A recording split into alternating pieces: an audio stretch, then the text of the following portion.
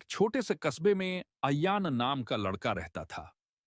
अय्यान बहुत गरीब था, लेकिन उसका दिल बेहद साफ और उदार था। उसकी अम्मी हमेशा उसे सिखाती थीं, बेटा, नेकी कभी बेकार नहीं जाती। अल्लाह हर अच्छी नियत का बदला देता है। एक दिन अयान मस्जिद से लौट रहा था। रास्ते में उसने देखा कि बाजार में बड़ी भीड़ लगी है और लोग अफरातफरी में गेहूं, चावल और रोटियां खरीद रहे हैं। शहर में कई दिनों से बारिश बंद थी।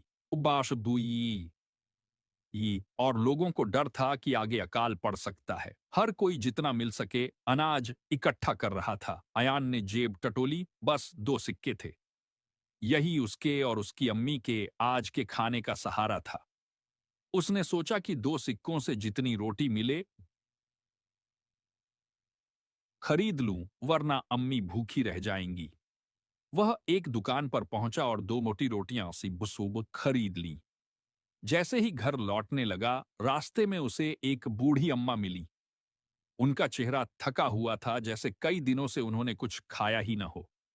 उन्होंने कांपती आवाज में कहा, बेटा, कुछ खाने को मिल जाए तो दुआ दूंगी।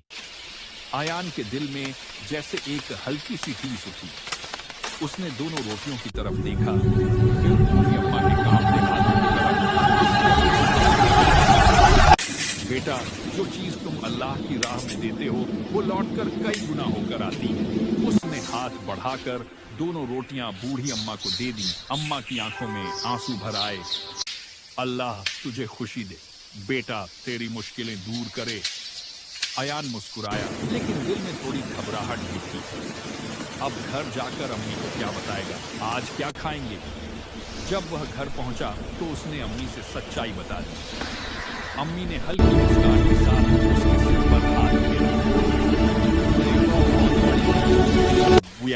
अल्लाह हमारे लिए कुछ बेहतर जरूर करेगा।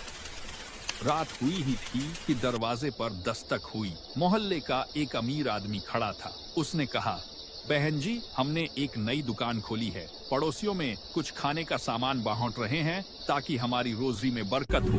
ये आपके लिए है। उसने एक ताजी रोटियां रखकर दी। अम्मी हैरान थी।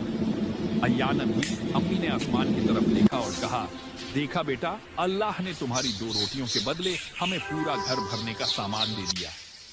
अय्यान ने महसूस किया कि सच्ची नेकी कभी छोटी नहीं होती। एक छोटी सी रोटी, एक छोटी सी मदद, एक छोटी सी नियत, अल्लाह के